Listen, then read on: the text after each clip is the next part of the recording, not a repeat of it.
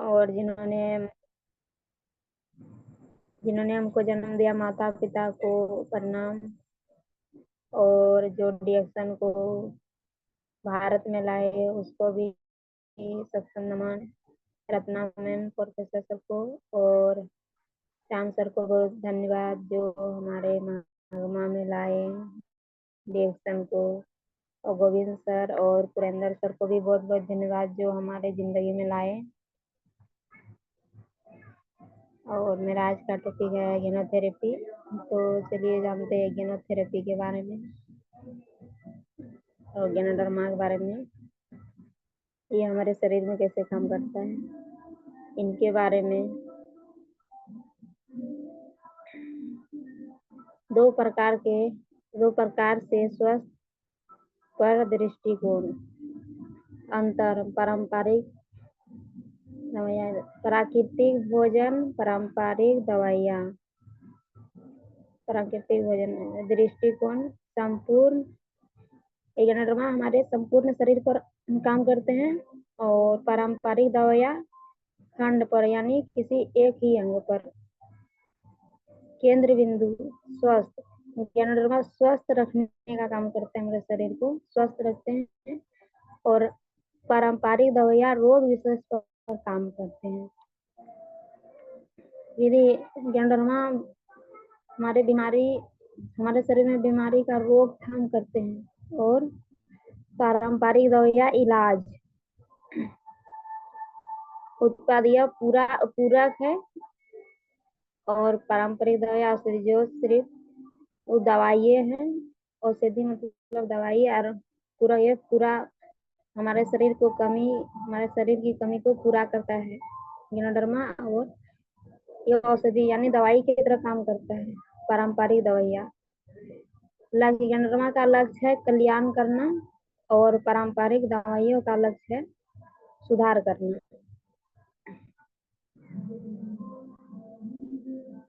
स्वास्थ्य के 4 स्तंभ। सकारात्मक मानसिक विचार, स्वस्थ जीवन शैली, पौष्टिक आहार और पूरक आहार।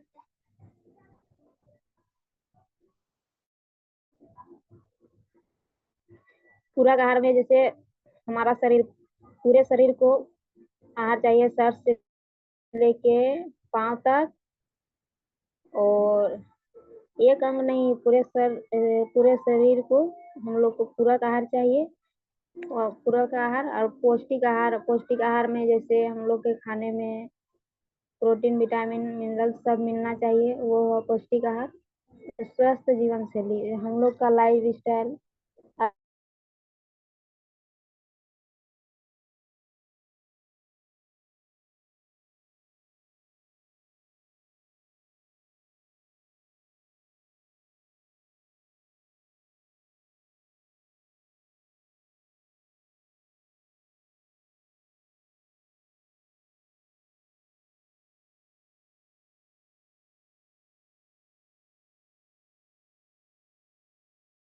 जीवन शैली, फ्री रेडिकल्स, वायु प्रदूषण, रासायनिक दवाइयाँ इत्यादि।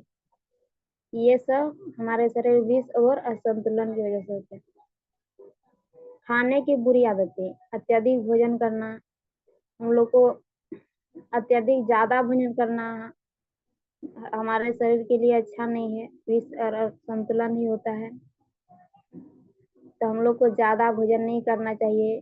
जैसे कि एक मिक्सी में अगर भर के मसाला भर दिया जाए तो वो अच्छा से पीस नहीं पाता। इसी तरह हमारे शरीर में अगर ज्यादा भोजन कर लिए तो हमारा पेट जो पाचन तंत्र है वो अच्छा से पचा नहीं पाता है। बार बार भोजन करना,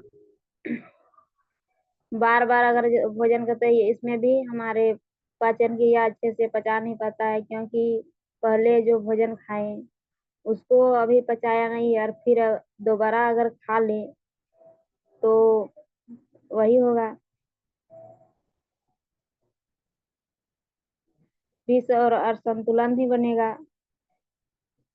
जल्दी जल्दी भोजन करना। जल्दी जल्दी अगर हम लोग जल्दी जल्दी भोजन करने का आदत भी अच्छा नहीं है। हम लोग को अच्छे से खाना चाहिए। अगर जल्दी जल्दी भोजन करें तो जो हम लोग को मिलना चाहिए न्यूट्रिशन वो खाने में नहीं मिल पाता है।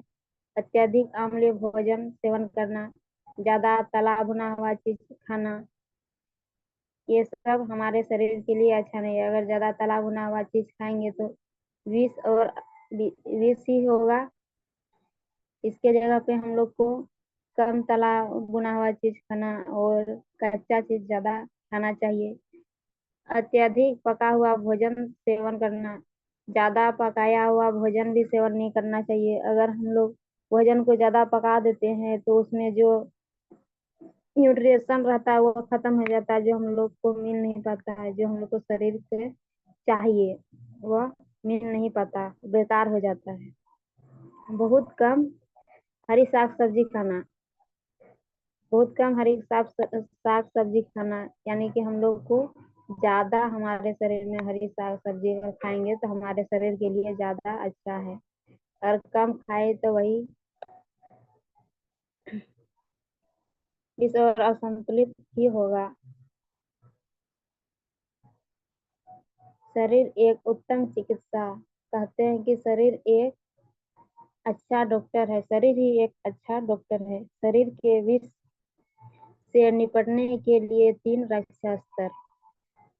हम लोग के शरीर से विष से निपटने के लिए 3 रक्षा स्तर है। प्रथम रक्षा स्तर मुक्ति की अवस्था, द्वितीय रक्षा स्तर अलग रखने की अवस्था, तृतीय रक्षा स्तर ट्यूमर के विकास की अवस्था। बचाव का प्रथम चरण मुक्त की अवस्था। विष विषाक्त पदार्थ निम्न तरीकों से शरीर से निकलते हैं। विषाक्त यानी टॉक्सिन हमारे शरीर से निम्न तरीके से निकलते हैं। टॉक्सिन पसीने के द्वारा, मूत्र के द्वारा, बलगम के द्वारा और मल के द्वारा हमारे शरीर से टॉक्सिन बाहर निकलते हैं। दूसरा, बचाव का द्वितीय चरण अलग रखने की अवस्था। विष निश्चल तत्व के साथ मिलकर जाता है या पत्थर रूप में परिवर्तित हो जाता है, यूरिक एसिड और पथरी में बदल जाते हैं। जैसे हम लोग हवा पानी भोजन के द्वारा लेते हैं, हवा पानी भोजन जो लेते हैं उसके साथ जो विष पदार्थ जाता है अंदर, वह एक जगह धीरे धीरे जमा हो जाता है। जैसे कि पानी का टपकना, टपकना धीरे धीरे पानी टपकता है, कैसे उस जगह हार्ड हो जाता है। उसी प्रकार से अगर हमारे शरीर में गंदगी रह जाते हैं तो यूरिक एसिड और पथरी में बदल जाते हैं। निष्क्रिय पदार्थ के साथ मिलकर कोलेस्ट्रॉल और वसा बनता है। निष्क्रिय पदार्थ जो हम लोग हवा पानी भोजन के द्वारा लेते हैं, जो हम जितना हम लोग को शरीर में चाहिए उससे ज्यादा अगर ले लेते हैं तो वो कोलेस्ट्रॉल और वसा यानी मोटापा ही बढ़ाता है।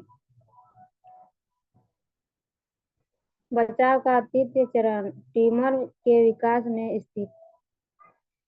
विष पदार्थ जो बहुत अधिक समय तक शरीर से निकल नहीं पाते, विषय पदार्थ टॉक्सिन अगर हमारे शरीर से बहुत देर से है वह बाहर नहीं निकल पा रहे हैं, वह स्वास्थ्य समस्या जैसे ट्यूमर के रूप में विकसित होते चलते जाते हैं। टॉक्सिन जो हमारे शरीर में बहुत देर तक रह जाते, बाहर नहीं निकल पाते हैं, वह धीरे धीरे ट्यूमर का रूप ले लेता है। गैनोडर्मा शरीर की सहायता करता है। कहते हैं कि गैनोडर्मा शरीर की सहायता, गैनोडर्मा शरीर को सपोर्ट करता है।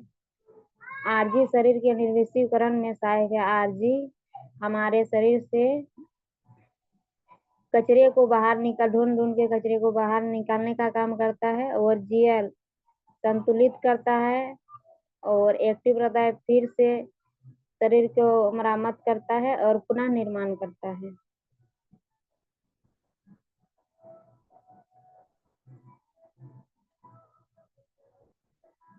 पहला, समीक्षा सिद्धांत। मानव शरीर में सभी स्वास्थ्य संबंधित समस्याएं मुख्यतः दो कारण से होते हैं। मानव शरीर में सभी स्वास्थ्य संबंधित समस्याएं मुख्य दो कारण से होते हैं, जैसे विष और असंतुलित। हम लोग जो जहर लेते हैं उससे, और असंतुलित शरीर का प्रणाली से। यह दो कारण से हमारे शरीर में स्वास्थ्य की समस्या होती है। दूसरा, समीक्ष सिद्धांत।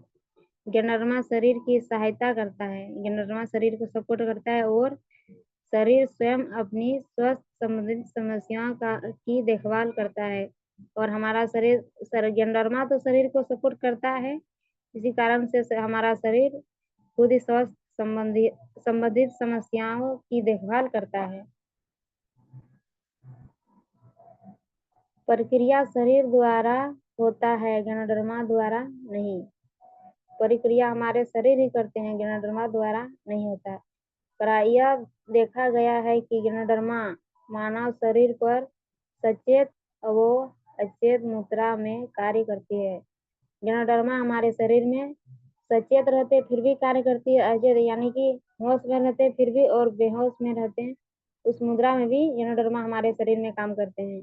सहज प्रक्रिया शारीरिक और मानसिक, ये हमारे शारीरिक और मानसिक लक्षण में दिखेगा।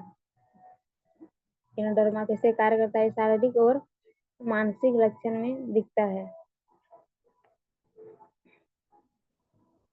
चौथा, समीक्ष सिद्धांत। खुराक की मात्रा स्थिति से स्वतंत्र है। खुराक की मात्रा जैसा स्थिति है वैसे ही स्वतंत्र है। 1, 2, 4, 6 सेवन विधि। सामान्य स्वास्थ्य के रख रखाव के लिए हमारे शरीर में सामान्य हर चीज समान रखने के लिए, रख रखाव करने के लिए पहले सप्ताह 1 जोड़ा प्रतिदिन, दूसरे सप्ताह 2 जोड़े प्रतिदिन, तीसरे सप्ताह 4 जोड़े प्रतिदिन, चौथा सप्ताह 6 जोड़े प्रतिदिन। कोई प्रक्रिया ना हो तो खुराक की मात्रा में थोड़ी थोड़ी वृद्धि करें। अगर कोई दिक्कत नहीं हो रहा है तो खुराक का मात्रा थोड़ा थोड़ा बढ़ा सकते हैं। नियंत्रण की स्थिति में खुराक की मात्रा जारी रखें। अगर हमारे शरीर नियंत्रण है, अच्छे से चल रहा है, तो जैसे हम लोग खा रहे हैं वैसे चलते रहें। स्थिति नियंत्रण में ना हो तो खुराक की मात्रा आधा कर दें। अगर कोई दिक्कत आ रहा है तो खुराक का मात्रा आधा कर देना चाहिए। अगर 4 जोड़ा है तो उस जगह पर 2 जोड़ा कर देना चाहिए। समय खुद समय खुराक से कहीं अति महत्वपूर्ण है। यहाँ महत्वपूर्ण की बात बताया है, तो समय, हम लोग को समय का वैल्यू देना चाहिए, समय से ही खाना चाहिए।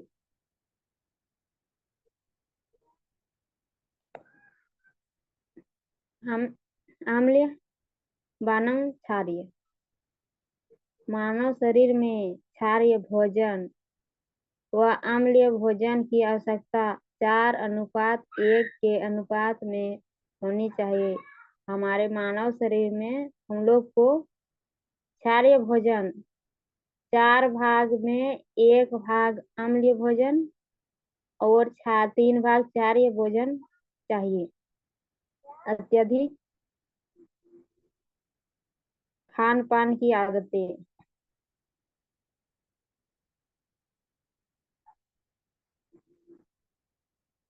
इस विपरीत है। आधुनिक खान पान की आदतें इसके विपरीत है। जो आजकल जो हम लोग खा रहे हैं इसका उल्टा है। हम लोग ज्यादातर अम्लीय भोजन खा रहे हैं और क्षारीय भोजन यानी हरा साग सब्जी बहुत कम। अम्लीय भोजन में मांस, कोला आदि आता है, और क्षारीय में साग, बाजरा, गेहूं, मक्का और सब्जियां। रिएक्शन के क्षारीय भोजन जैसे आरजेजीएल, चाय, लिंजी, कॉफी, स्पूर्ना और मोरेंजी आदि का भरपूर सेवन करें। डिओक्सन के क्षारीय भोजन है, आरजीजीएल है, चाय है, लिंजी कॉफी और स्पूर्ना और मोरंजी, इन लोग को भरपूर सेवन करना चाहिए हम लोग को। ये सब एंजाइम की सिद्धांत। समस्या मधुमेह नहीं, समस्या है हमारे खान पान में। सब कहते हैं कि समस्या मधुमेह नहीं है, समस्या हमारा खान पान है। मधुमेह की समस्या का कारण है अग्नाशय। मधुमेह की समस्या का कारण हमारा अग्नाशय। अग्नाशय की समस्या का कारण है हमारा पाचन संबंधित समस्या। अग्नाशय की समस्या का कारण है हमारी पाचन संबंधित समस्या है। पाचन संबंधित समस्या जिसका कारण है हमारा खान पान।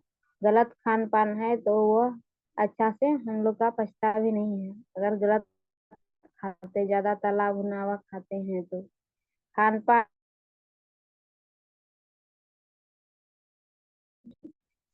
जिसका कारण है क्षारीय अम्लीय भोजन ज्यादा ज्यादा करने से हम लोग को एंजाइम की कमी हो जाता है।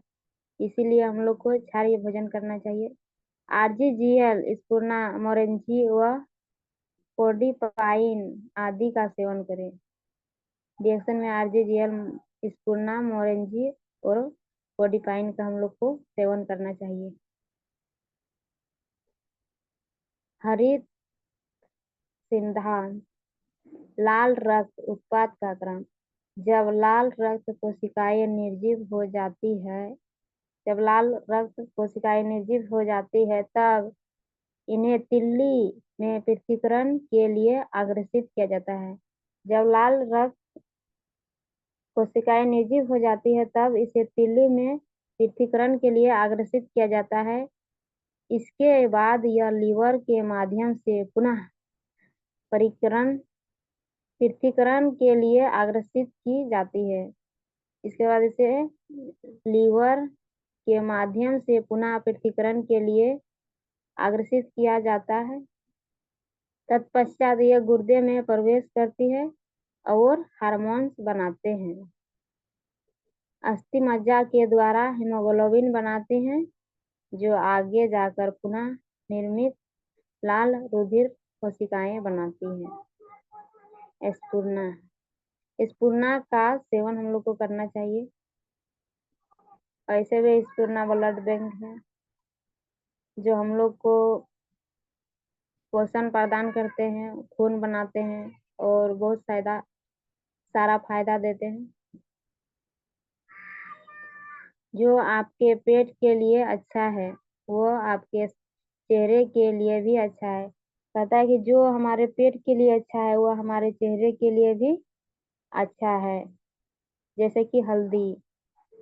हल्दी हम लोग कितने साल या कितने इसे खा रहे हैं और उसे लगाते भी हैं और उसका कोई साइड इफेक्ट नहीं, वो खाते भी हैं और लोग लाते भी हैं। वही कह रहा है जो आपके पेट के लिए अच्छा है वो आपके चेहरे के लिए भी अच्छा है। उपभोक्ता की समूह। गर्भवती स्त्री।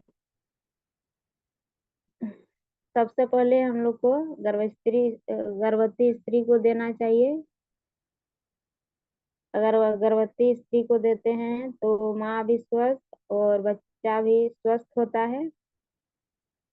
और शिशु को भी देना चाहिए ताकि वह आगे बढ़ते समय उठने चलने बुलने में उसको कोई दिक्कत ना हो और ना ही बार बार बीमार हो, उसके लिए देना चाहिए। छात्र छात्राएं को देना चाहिए स्वस्थ रहने के लिए और उसका शरीर को ग्रोथ होने के लिए। किशोर किशोर को भी देना चाहिए शारीरिक और मानसिक विकास के लिए, क्योंकि किशोर अवस्था में पढ़ाई वगैरह ज्यादा होता है तो इसके लिए उसको भी पोषण चाहिए। विवाहित जोड़े को विवाहित जोड़े को भी देना चाहिए घर गृहस्थी का और अपने सेहत का भी ध्यान रखने के लिए। वरिष्ठ नागरिक यानी वृद्ध को भी देना चाहिए ताकत के लिए और बीमारी से बचने के लिए। और बीमार लोग को तो देना ही है।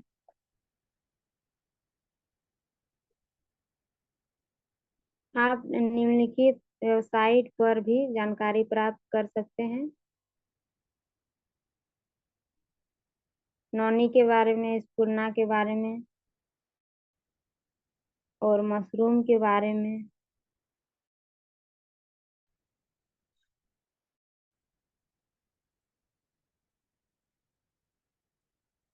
धन्यवाद।